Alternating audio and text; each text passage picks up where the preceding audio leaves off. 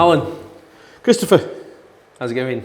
Pretty good, thanks mate. Yourself? Yeah, really well. So we did this last year, around Christmas, and it was so good hearing about, your thoughts about Stoke-on-Trent. I just thought it'd be ace just to get together again and do it again. So here we are. Yeah. Oh, well, really, so much has changed in that time through no fault of anybody that we know. Personally, the city thankfully has avoided a full lockdown. We were on the watch list for a little while, weren't we? Well, we always are one way or the other. Yeah, but it's been difficult for I think a lot of people in the arts. I've had no work. Apart from some national literacy. Well, put your teeth in. The National Literacy Trust Stoke Reads project. Yeah. Where I did 6 stories about one for each town, which is fun. And they're out on YouTube if you want to go and watch them. Okay. If you haven't already watched them, I'm hurt. But yeah, we did the Tunstall Pirates, the Burslem Witch, Hanley Dreams That Matter, Stoke Secrets, Fenton Felony, and I resurrected one of my storytelling characters, Toby Jug. Amazing. So Toby Jug, hero. And so that was the 6 stories, but yeah. Because I think, someone like Stoke-on-Trent, so unique. You've so rightly said about the 6 towns. Mm-hmm. For me, they all have their own individuality. Yeah. And I can appreciate for any town planner, any council trying to make sense of that, it's a challenge. A tad. Yeah. But it's our uniqueness. It is. And we are unique. We are a linear town. We're not concentric. We are a linear town. And we should celebrate the fact that we've got 6 separate towns. I don't mind Hanley being, for instance, the commercial centre. Yeah. Because, when I was a kid being brought up in Bentley, I was quite happy to go the big shops, we used to call it, which was Hanley, or Longton. From my point of view, so it was. But Hanley was the place where you had your massive stores, no longer with people like Bratton Dyke, where you got your furniture and stuff like that. And the bus station was. I remember the old bus station being built. Wow, that was something else. Yeah. With a tunnel under. We'd never seen that. A tunnel. There was a tunnel between the East Precinct and the West Precinct. Right. Oh wow, there was a tunnel under. I forgot the name. It was Charles Street. Tunnel under Charles Street, and there were shops in this little. Underground, it was brilliant. It's fantastic. Yeah, amazing. We loved it. Just before we come, just over here, cameras. Pete and Russ filming today, so I'm not making. They are there, doing an incredible job. Our uniqueness.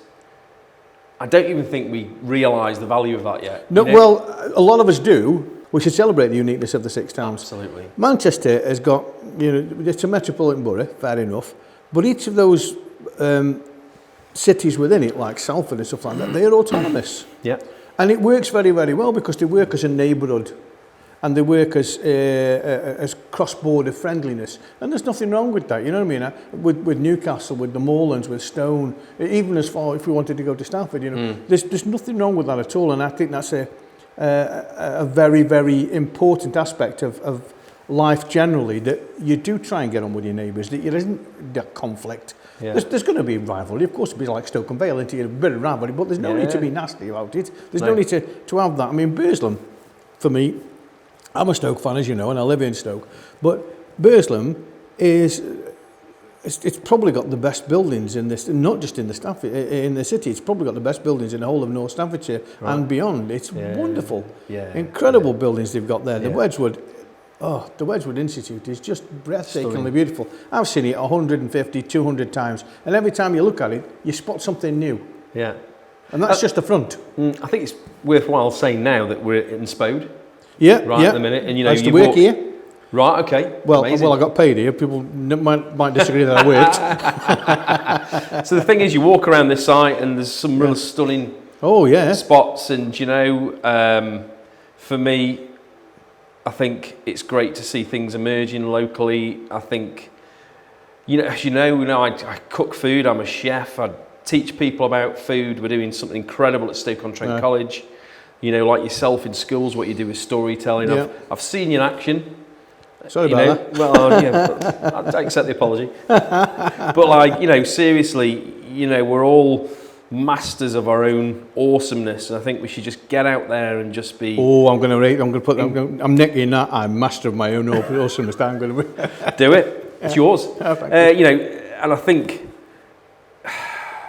the thing I'm interested in, right, is that I believe that in education, a massive focus is that kids have low self-esteem. Oh yeah. And that's a big barrier. I think equally important, if not more important, is the low geographical esteem. And when they get up in the morning, they've already lost. And I wonder, what I'd like to address is, I think it's based on that fact. Is it true to say that if you live in, I don't know, San Francisco, that you wake up and just smash it every day? Well, you don't, do you? I mean, because San Francisco's got the same problems we've got. Probably on a bigger scale because it's a bigger city. But what the Yanks are very good at is celebrating nothing. Because, you know, it doesn't matter, you know. He walked a step. Here's an Olympic medal, you know. And maybe we should be a bit more like that here. Crikey, no, please. Not in a sort of. Let's be meritorious. But I've worked in care. Okay, for many years I worked in care and homeless teenagers and stuff like that. And for me, if I wrote a novel, that's worthy of merit. Okay, as a writer, as a performer, that's worthy of merit. For some kids that I've worked with, getting out of bed in the morning, putting your clothes on, cleaning your teeth and having your breakfast, that is a huge achievement. Yeah. And so, whilst they don't deserve an Olympic medal for that, they deserve some praise. And it's like everything else. It's not just about, you said it, low self-esteem, yes, but there's also low aspiration. Yeah. And we've because we're a traditional working class area, sometimes, I said this to, Ash Morris a few weeks ago, sometimes you can be too working class, you know, where you don't aspire to be more than you are. Now, my old man was brought up in Pencollones from the age of about 10, I think. And he was generally working class. Now, for all the fact that I didn't always see eye to eye with him, he taught me quite a deal, but he actually was brilliant at maths. I mean, like brilliant. Mental arithmetic. He loved the bookies, he loved the horses. And he could, you know, he couldn't spell to save his life, but give him 6 horses and an accumulator, say, oh yeah, if you put £1 on that, you'll get, how'd you do that? How'd you know, because this coming at 14 to 5, that's 2 to 1, that's a evens favourite. And he's done it, and all the, bang. If all that came in, you'd have this much. And he just, you know, 2 minutes you'd done it. That's his language, isn't it? Well, that's just gets it. Yeah, precisely. And we're all good at something. And so it's finding what that is. Yeah. For you, you've got the cookery going on and all like that. Wonderful. I've blagged it this far, Alan. I'm going to blag it for a few more years and see where I get to. But you know, the thing, you touched on something really amazing there, that thing about we've all got that talent. Yeah. The late, great Ken Robinson. Yeah, yes, I saw you know, his stuff. spoke so much about everyone having that creativity, and it's something we unlearn. I was talking to the kids at Stoke-on-Trent College yesterday. This kid, I say kids, about 19. Yeah. Great girl. You know, we had a great conversation about her just going for it and believing in herself. You know, and on a jumper, I said, "What's that say?" It was like childish and like big writing. And I went, you know, we should all be bloody childish. Oh yes. Just not in a derogatory way, but in a real sort of connected to what we're doing and believing and just absorbing ourselves. It's just when I'm storytelling, probably must be in real life as well, but when I'm storytelling, I am every character. So I can be this little boy like that, you know, was talking like a fetish, you know, oh. And the kids laugh and it's funny, but that's a part of the character. Or I can be this big, gruff, nasty, horrible person. And that's what I want to engender. And the important thing is that they can do that too. So when I'm storytelling, I don't just tell a story. The first one I do, it's me. I tell the story. And then I said, who wants to help me? And the hands shoot up. You'd be surprised at how many kids want to help. And so, you know, you give them things to say and things to do. So they are the story, they enact the story. And we have a lot of fun and we have a laugh. But somebody, I can't remember if I told you this before, somebody much wiser than me said, you remember 25% of what you're told. You remember something like 40% of what you read. You remember 87% of what you take part in. Get them to take part in it. That's why you're cooking, you don't just tell them how to cook. You say, right, break an egg, you know, pour the heat on this, and you know, put this way, put that ingredient in, mix it up here, there. They're actually doing it. Yes, they're going to make mistakes. Of course they're going to make mistakes, but you learn more from your mistakes than you do from your successes. Because if you're always successful, when you do make a mistake, you panic. Yeah. You never had to put it right. So true. Well, I tell stories. I read a lot of stories from around the world. I do travel the world, sadly, but I read a lot of stories from around the world. Some are best left on the page. They're really good stories. They don't animate very well. But you get one now and then and you think, yes.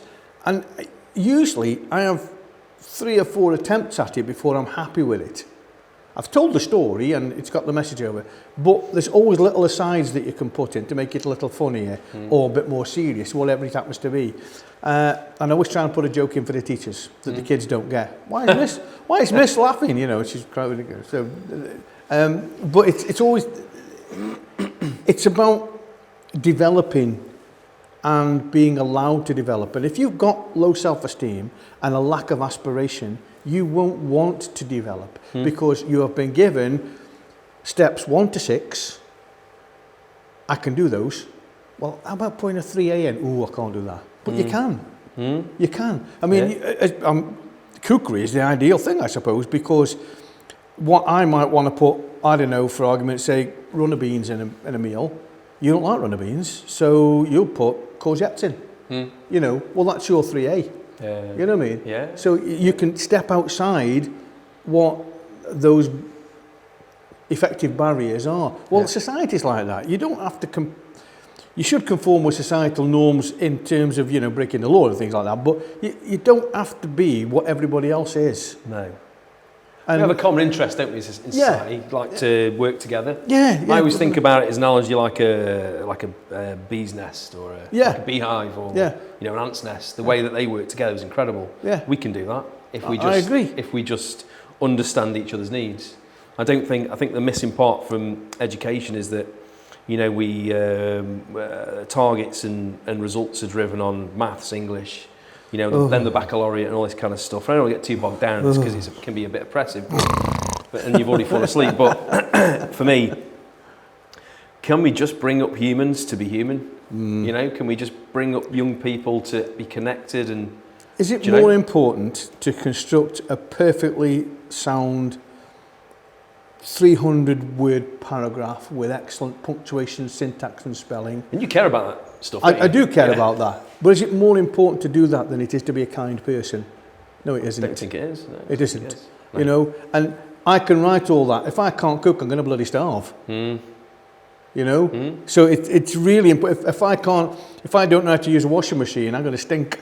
Yeah. You know? Yeah. So it's all that kind of thing. So the life skills are really, really important. And I was in a situation where a kid wanted to be in it and he'd got no speech. There was 100 kids. It was a Burnwood school, and there was 100 kids, year 3 and 4, and we'd done a lot of things. I worked with Melody Forrester, who's got a lovely voice. She'd also got a lot of art skills. And I was doing the writing aspect, so poetry, story. Well, what I did, I wrote a play it's the entire Tudor period in 25 minutes. From the Battle of Bosworth to the death of Elizabeth I. And we had, in that time, there were executions. Henry executed 2 wives, there were other people dying and all like that. Quite keen on that, wasn't he? Oh yeah, Raleigh was, you know, Elizabeth I executed Raleigh, all that kind of stuff. So this lad who got no speech, we made him the executioner. And he revelled in it. He was so happy that he got no speaking to do because it was embarrassing for him to make. I mean, he got speech, but it was very poor.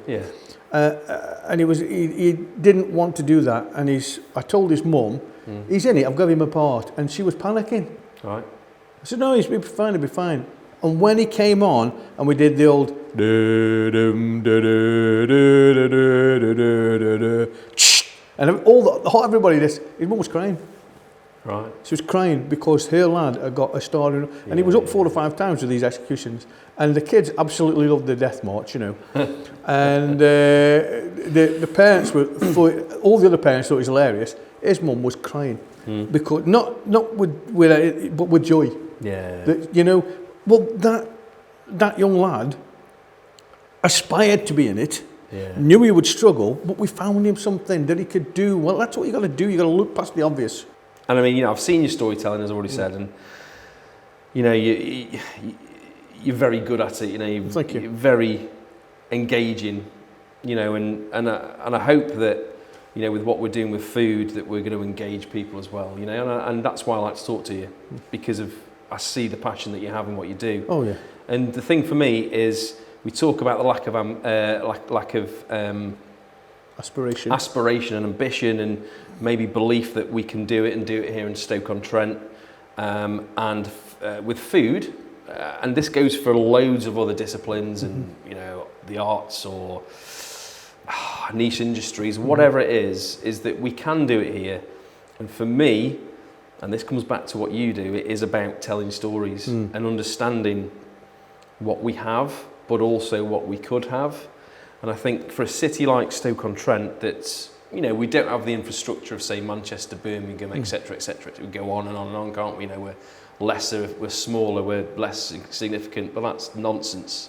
What we have is a fantastic opportunity to build for the future and do that in our own guise, do that in a way that creates a green city. Yeah. And I'm going to bring another talking point in here, because, you know, at the minute we've got the new agriculture bill going through Parliament. It's a real interesting topic in the sense that... polite word. Yeah, so the thing that gets me right is that the main story is, in fact I'm going to ask Pete and Russ, what's the main story in the agriculture bill? What food do people mainly talk about?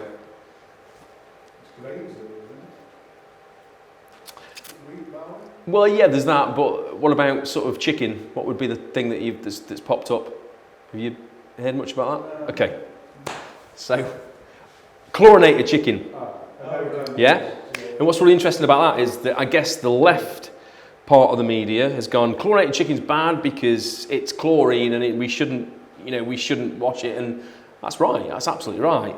But then the other part of the media, and it tends to be in opposition, doesn't it? You know, it does, yeah. The other part of the media kind of goes, well, actually, your lettuce is washed in chlorine, so, hey guys, what do you reckon? Mm-hmm. So any sort of sensible-minded sort of person, and I can see where people are coming from, we go, oh, that's okay then, because we have that all the time, and I'm okay. However, it's the stuff behind that counts. So the farming methods that they get away with because the chlorine's there as the safety measure to eradicate their mistakes. Yeah. That's the full story.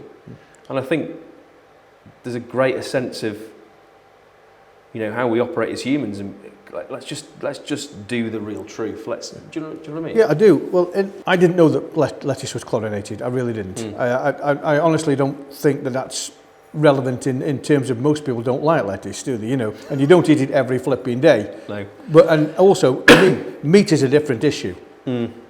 Meat is a very different issue. If lettuce is going off, you just bin it and you know, put it on your compost. You don't know that there's something wrong with that chicken because it looks perfectly good. Yeah. You know, and you can die from chicken poisoning. From I've forgotten the disease. Salmonella. Thank you. Yes. That kind of stuff. And I'm actually allergic to chicken. It gives me, which is shit because I love the taste, but unfortunately, fowl generally gives me migraines. So, right. Yeah, so unfortunately, but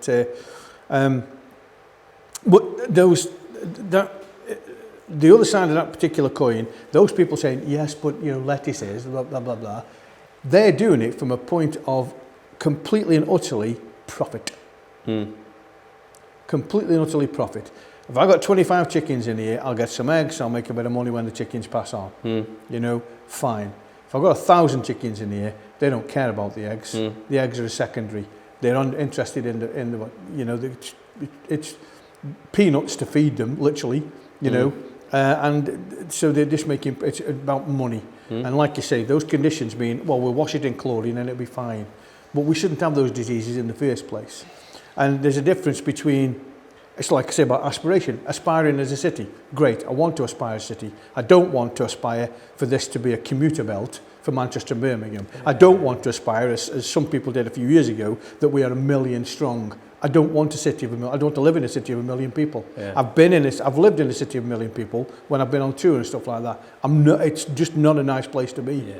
Yeah. I'm happy with 250,000. And if you look at the whole North Staffordshire, we're about 500,000, you know, and that's fine with me because there's big spaces between the moorlands, for instance, and Stone and stuff like that, all that green belt there. I'm happy with that. I don't want to grow in size. I don't want to grow in terms of population. I want us to grow artistically, creatively, aspirationally.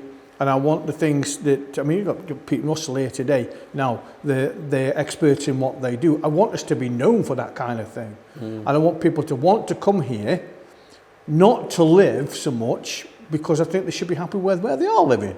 I want them to come here to say, look what we can tap into, to the skills that are here. And I want them to come and visit here, and let's improve the tourist part of things.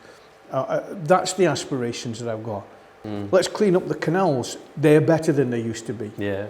But that's a wonderful I've been on a canal already for decades, but it's such a lovely way to see the countryside, to see a city. You know, let's do those things. Let's get yes, you can put money into fine properties like Spode, where we are now. So you bring in an old factory back into more positive use with the studios and the restaurants and stuff like that, great. But there's nothing wrong with saying, let's keep some of the old trades. I would love, I mean, have you been to Gladstone? Yeah. Go on the Gladstone and you can throw a pot there. Well, I call them rubbish. But, you know, you can throw a pot there, you can make a flower there. Let's bring some of those skills back. Let people aspire to that. Let people, you know, we're not a pottery industry anymore, but we are. You look around, we've still got Portmeirion, we've still got Moorcroft, we've got Dewberry up Bridgewater. You know, there are still factories. We've still got Wedgwood. There's still factories producing pots. We've got a huge number of independents. The people don't. Denise O'Sullivan, Matthew Dimbleby, just to name a couple that off the top of my head. Very, very talented people. Yeah. Let's bring some more. Let's have some more artisans. You reminded me of something, right? So I was talking to a travel agent a little while ago, and his job is finding people from this area, lovely places to go in the world. And I said, I put this question to him. I said, would you be interested in developing a package where we ship people in to come and celebrate ceramics and food? Because to me, the two are harmonious, as is storytelling. Got to put your food on summit. Absolutely, it's the foundation. Yeah. You know, we make the foundations. Our ceramics. Not a bloody roof slate, thank you. I want a plate. Yeah. So I think the hospitality might be getting over that now. How can you put gravy on that? You know. So, you know, we make the foundations and we send them around the world to some of the world's finest eateries. And then we go off to some far-flung place and we're like, Plate Turners Club, or as I call it, Plate Lifters the World Unite. It's one of my hashtags. And just maybe, you know, we can get people to come here to experience, you know, how we tell stories with food, how we tell stories about our heritage and our culture and that ever-changing culture, because, you know, we're not just white anymore. Let's be blunt about it. You know, we're so many different cultures, and let them influence what we're doing, you know, and let them have a voice. You know, all those things are really important. And I believe that. Well, the travel agent did look a little shocked, but I think he saw the value in it, you know. And for me, it's like, let's be creative. Let's find some great answers. Let's just move things forward. Let's not procrastinate about it forever. No, one of the stories I tell is called Are You the Artist? And I'm not sure whether it's Korean or Vietnamese story. I've never quite... It's listed as both, so it's probably a crossover somewhere, you know. in years ago when Vietnam and Cambodia and those places weren't separate. It was all, But Ayu is, very briefly, Ayu he works in the field, and they do rice and they do oranges, peaches, and 1 or 2 subsistence crops, but they're very poor. Yep. The entire family is very poor. The land is owned by somebody not very nice. Right. So, they're tenant farmers, so if they upset anything, they're off the land. Ayu meets an old man who can't climb over a stile between 2 fields. And he helps him, and the old man says, my stick is broken. And Ayu says, don't worry, sir. He says, but you're so busy, young man. He said, yes, but I'm young and fit, I'm fine. So he goes to get him another stick, and he's quite good at whittling. He makes him another stick and says, there you are, sir. And the old man says, you will be rewarded. And he walks off. Now, he doesn't know, the old man's a magician. They call him the Jinn. And when he goes home that night, there's a stick of charcoal on his doorstep. Now, Ayu liked to draw in his spare time. And all around the house, very, very limited, because it's a mud hut, basically, there's his drawings. I said, oh, nice piece of, I wonder if Father's got that for me. Father says no, Mother says no.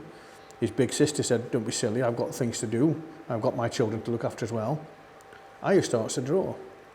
And everything's black, it's charcoal. Okay. But as he's drawing, he imagines that he's drawing a tree. He's drawing a peach tree. And as he's drawing the peaches, they become orange. And the leaves become green, because it's a magic charcoal. Right. And it's the mysterious old man, that's his gift. Long story, I mean, it goes on and develops that. Well, if you've got those kind of stories that you can look at, then you can bring the peach into the story and do something with the peach. You can do something with leaves, decorative. You can do all sorts of things that there's some edible barks, aren't there? I mean, I don't know much about them. But Cinnamon's one. Is it? Oh, I didn't know it was a bark. I thought it was a sap. No. Learn every day's a school day. Every day's a school day. Always. And all those kind of things. You can bring that kind of stuff into a story and help children to learn where food comes from. I hate going into school. Where do peas come from? Sainsbury's. No, they don't. They really don't. They grow on a vine. No, grapes grow on a vine. No, a vine is just a vine is just the name of something that holds pods. And grapes are a pod, effectively, aren't they? There's a lot of them. Getting to understand that. Where the potatoes come from? They come from the ground. It's stuff out the ground, sir. It's disgusting. They are like the root. Absolutely. So to think about roots, I remember one kid in secondary school saying to me, we were tasting beetroot, I think. He said, it tastes like dirt. I was like, you're absolutely right. It's earthy. And I think sometimes that kids can almost appear to be slightly confrontational, but actually it's just that they can't vocabulise it. They struggle to find the right words. We've talked for quite a while, and I would just want to round this up with one thing, right? Back in February, actually it was just February, not February. Back in February, before all this crazy stuff happened, I went to Kiel, and there was a professor talking there called Tim Lang. And sort of going back to food systems and us being a green city and feeding people and all those kind of things. And he's government advisor. They don't all necessarily listen to him, but he advises them. He sits with them frequently, and it was really interesting. Bear in mind, this was just before the stuff that happened. The pandemic, and he spoke about localized food systems, and how this ultimately is the best. To say it's the future isn't altogether true, because there's loads of different paths we could go on, but this is the best possible option for our future as humans surviving on the planet. Because when we get to about 9 billion, experts say our time's limited. We ain't far off that. Something close to 7 now, isn't it? Something close to 7 billion? Yeah. So this localized food system, and how we can embrace what we can grow locally and feed the people in our areas. And it's kind of almost counterintuitive to what we talk about globalization and accepting people. And it's not about not accepting people, but it is about accepting the changes we need to make to make us be able to live on this planet for as long as possible, you know. And I just think, you know, the interesting thing about that was he spoke about, you know, us being one crisis away from exposing the food system, and literally, you know, just weeks away, the pandemic hit, and I was like, crikey, you know, this is it, you know. I've had a bumper crop. I kid you not, best crop I've had in years. And I strongly suspect because my allotment's on the main road, we've had less pollution. I've had more time to tend it because I've had less work. Yeah. I've done it better because I'm not tired. And you know, I've had over 100 pears off my pear tree. I've never had more than 25 before. Right. I had 25 kilos. Right. Of red currants that weigh about 1/10 of a gram each. Yeah. They were on the floor. Yeah, amazing. But the black currants, the birds had all the bloody black currants. But, you know, I've had blueberries. What else have I grown? Strawberries. 300-400 strawberries. Not big, but really nice. Raspberries. This year, I've got, once again, green runner beans. I like runner beans. We grow a lot of those. I've been able to give the lot away. I've been able to, we freeze them obviously. Dwarf French, I've never grown dwarf French before. Oh my good grief, they're not dwarf, they're 8 foot long. And the actual beans are quite short, but God, they're fine. I've still got kale in, I've still got runner beans going. And we're in October, tomorrow, isn't it? Day after, something like that. So it's just incredible that I've still got flowers on the runner beans. Yeah. The French is going out. I've had cabbage left over from last year. All that kind of thing. And I think I'm a great believer in urban gardening and guerrilla gardening, I should say. And I like the idea. Yeah. Well, I was chairman of a group that unfortunately ran out of funding, but thankfully the garden's still there. We were called Status Grow, cropping all over the world. And it was led by a lady called Jane Fair. She was the driving force behind it. Hello, Jane. Yeah. Great lady. Well, I was the chair because I knew about growing stuff. So I went in there. It was really good, and it was up at the Cornerstone project in Silverdale. It's left a really good legacy. We've built a gazebo with the money and all sorts of things like that. People now, they come in, and the good thing about that is nobody was greedy. They took what they wanted for the day. Nobody was greedy. And I think that's really important. Somebody said, why can't we grow orange, well, not orange trees here, but apple trees and pear trees, plum trees, instead of, as much as I like birch and oak and stuff like that, grow them down the avenues of the street. So people, the homeless can eat.